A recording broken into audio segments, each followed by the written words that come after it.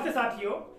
विद्यार्थियों के परीक्षा परिणाम तैयार करने में अंकों और ग्रेड की प्रविष्टियां की जाती हैं। आज की इस वीडियो में हम जानते हैं कि किन अभिलेखों में विद्यार्थियों के अंकों की प्रविष्टियां करना है और कहां पर हमें ग्रेड की प्रविष्टि करना है। मेरे हाथ में आप देख रहे हैं कुछ महत्वपूर्ण जो अभिलेख है वो यहाँ पर दिए गए हैं, उनके प्रश्न दिए गए हैं। ठीक है, तो इसी आधार पर हम चर्चा करते हैं। कई बार यह भ्रम की स्थिति पैदा होती है कि केवल हमें ग्रेड अंकित करना है बस, तो ऐसा नहीं है। हमें अंकों की भी प्रविष्टि करना है और ग्रेड की भी प्रविष्टि करना है। तो आइए प्रारंभ करते हैं। तो सबसे पहले हम जानते हैं कि अंकों की प्रविष्टियां कहां कहां होंगी। ठीक है, तो साथियों जैसा कि परीक्षा परिणाम तैयार करने में हम देखते हैं तो हमारे पास में पहली बात तो यह है कि मासिक मूल्यांकन पंजिका होती है जिसमें विद्यार्थियों के अंकों के साथ उनके ग्रेड की प्रविष्टि की जाती है। ठीक है, फिर दूसरे क्रम पर आता है अर्धवार्षिक परीक्षा फल पंजी। इसके पूर्व में तिमाही परीक्षा फल पंजी भी होती थी, किंतु वर्तमान में केवल जो 6 माही या इसको हम अर्धवार्षिक परीक्षा फल पंजी कहते हैं, उसी में हम प्रविष्टियां करते हैं। और फिर इसके बाद में आता है वार्षिक परीक्षा के समय वार्षिक परिणाम पत्रक। ठीक है, यानी परीक्षा फल तैयार करने के लिए वार्षिक परिणाम पत्रक है, जिसके बारे में अभी हम चर्चा भी करेंगे। और फिर वार्षिक परीक्षा फल पंजी, और हम आगे देखते हैं तो विद्यार्थियों को वितरित करने के लिए हम प्रगति पत्रक भी तैयार करते हैं। तो कहां पर क्या प्रविष्टियां अंकित की जानी चाहिए, तो मूल्यांकन पंजी की हम बात करें, जैसा कि आप देख पा रहे हैं मेरे हाथ में ये मूल्यांकन पंजी के प्रश्न है। ठीक है, तो ये आप प्रश्न देखेंगे, शायद आपको दिखाई दे रहा होगा यहाँ पर। तो यहाँ पर आप देखेंगे प्रत्येक माह दिए गए हैं और उसमें अंक के साथ में ग्रेड भी दिए गए हैं। ठीक है, तो आप यहाँ शैक्षिक क्षेत्रों के मूल्यांकन और यहाँ सहशैक्षिक और यहाँ पर व्यक्तिगत सामाजिक गुणों के लिए, तो यहाँ अंक भी दिए गए हैं और ग्रेड भी दिए गए हैं। मतलब इसमें हम क्या करना है, पहले अंक की प्रविष्टि करना है कि विद्यार्थी के प्राप्तांक क्या है और उन प्राप्तांकों के आधार पर कितना ग्रेड मिला है उस ग्रेड को भी अंकित करना है। तो मासिक मूल्यांकन पंजिका में क्या अंकित करना है, हमको अंकित करना है अंक भी और ग्रेड भी, जैसा कि यहाँ दिखाया गया है। और इसके पीछे की तरफ आप देखेंगे, यहाँ पर आपको दिखाई दे रहा होगा। ठीक है, तो यहाँ देखिएगा हमने जो पूर्व ये विगत वर्ष का है ये, तो यहाँ पर हमने अंक भी अंकित किया है और उसका ग्रेड भी दिया है, अंक भी और ग्रेड भी दिया है। तो इस तरह से मासिक मूल्यांकन पंजिका में हमें अंक भी प्रविष्ट करना है और ग्रेड भी।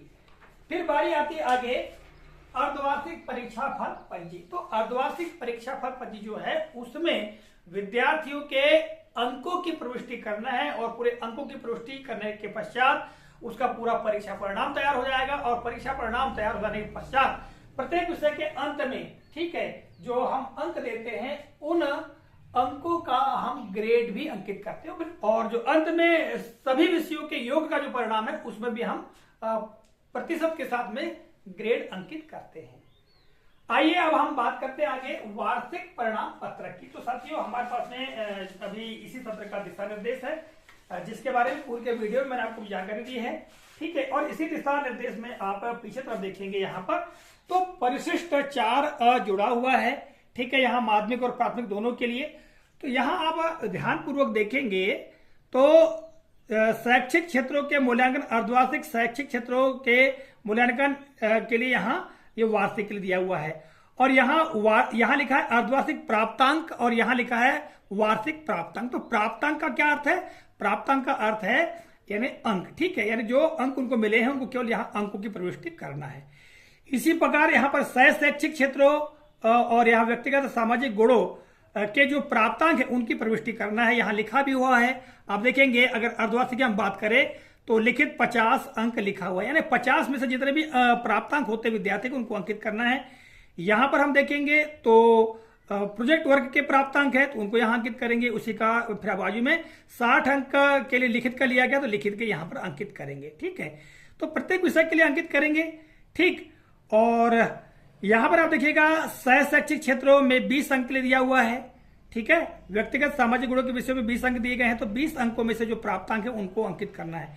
और फिर वार्षिक परिणाम यहाँ पर तैयार करना है, जिसमें कि हमको सहशैक्षिक एवं व्यक्तिगत गुणों के अंकों को नहीं जोड़ना है, बल्कि अर्धवार्षिक और वार्षिक को जोड़ करके यहाँ पर हमको तैयार करना है। ठीक है, और अंत में यहाँ एक ही बार ग्रेड दिया गया है। तो इसी तरह से अर्धवार्षिक परीक्षा फल पंजी में भी और वार्षिक परीक्षा फल पंजी में भी हम इस तरह से तैयार करेंगे, अंत में ही ग्रेड लिखेंगे। ठीक है। तो इसमें हमको प्राप्तांकों की भी प्रविष्टि करना है और अंत में केवल एक बार ग्रेड लिख देना है, ठीक है। प्राप्तांक ही अंकित किए जाएंगे, जैसा कि ये वार्षिक परिणाम पत्रक में दिया गया है। ये माध्यमिक की हम बात करें या प्राथमिक की बात करें, ये दोनों तरफ दिया गया है, ठीक है।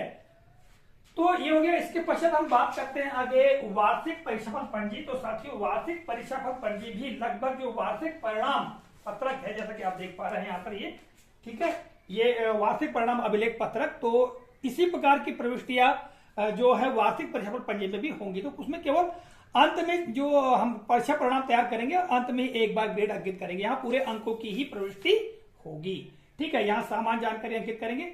और साथ ही इसके बारे में मैं किसी अन्य वीडियो में भी पूरा एक तरफ से भरकर बताऊंगा उदाहरण स्वरूप कि किस तरह से इसकी प्रविष्टियां कर सकते हैं, ठीक है। तो हमने ये बताया आप लोगों को कि अंकों की प्रविष्टियां कहाँ कहाँ होना है। मासिक मूल्यांकन पंजी में होना है, अर्धवार्षिक परीक्षाफल पंजी में होना है, वार्षिक परिणाम पत्रक में होना है और वार्षिक परीक्षाफल पंजी में होना है, ठीक है। और अंत में केवल क्या लिखना है, ग्रेड लिख देना है, खासकर अर्धवार्षिक, वार्षिक परिणाम पत्रक और वार्षिक परीक्षाफल पंजी में।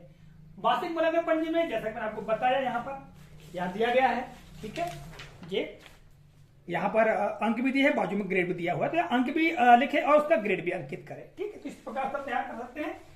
फिर हम आगे चर्चा करें तो यहाँ ग्रेड की प्रविष्टि की बारी आती है। तो साथियों, ग्रेड जो है उसे केवल प्रगति पत्रक में अंकित करना है। प्रगति पत्रक में कहीं पर भी अंकों का उल्लेख नहीं होगा। इस सत्र के प्रगति पत्रक आप देख पा रहे हैं मेरे हाथ में है ये, ठीक है। तो इन प्रगति पत्रकों में यहाँ केवल ग्रेड के लिए ही स्थान दिया गया है। यहाँ कहीं अंक हमको नहीं भरना है। यहाँ क्या लिखा हुआ है, अर्धवार्षिक मूल्यांकन के ग्रेड, यानी ग्रेड भरना है, यानी कुल अंक 50 के आधार पर समग्र ग्रेड क्या होगा, यहां भरना है। वार्षिक मूल्यांकन ग्रेड भरना है। प्रोजेक्ट कार्य के लिए जो प्राप्तांक है उस आधार पर, ये लिखित मूल्यांकन में प्राप्तांकों के आधार पर ग्रेड भरना है और कुल 100 अंकों के आधार पर ग्रेड भरना है। और फिर सकल जो है, यानी अर्धवार्षिक, प्रोजेक्ट और लिखित, इन तीनों को जोड़ करके यहां पर आ जाएगा, ठीक है। सकल जो ग्रेड बनेगा, सकल जो प्राप्तांक होंगे उसके आधार पर ग्रेड यहां तैयार करेंगे और ग्रेड यहां पर अंकित करेंगे। तो यहां अंकों का कहीं कोई उल्लेख नहीं करना है। किसी भी प्रगति पत्रक में केवल ग्रेड भरे जाएंगे, अंक नहीं भरे जाएंगे। और बाकी जो अभिलेख है उन अभिलेखों में अंक भी प्रविष्ट किए जाएंगे। अब अंक प्रविष्ट करना क्यों आवश्यक है, इस पर भी हम संक्षेप में चर्चा कर लेते हैं।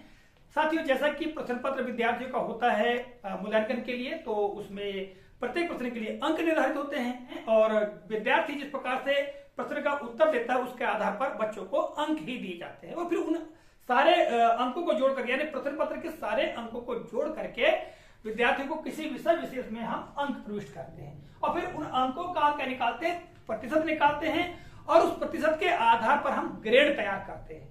तो ये जो अभिलेख है इनमें हमको अंक देना है, जहां आवश्यक हो वहां ग्रेड भी देना है, अंक के साथ में ग्रेड भी देना है, ठीक है। किंतु जो प्रगति पत्रक है उनमें केवल ग्रेड ही देना है। तो साथियों, इस तरह से इस वीडियो में हमने आप लोगों को अंकों और ग्रेड से संबंधित यह महत्वपूर्ण जानकारी देने का प्रयास किया है। आशा करते जानकारी उपयोगी लगी होगी। मिलेंगे अगले कालखंड में, तब तक के लिए जय हिंद।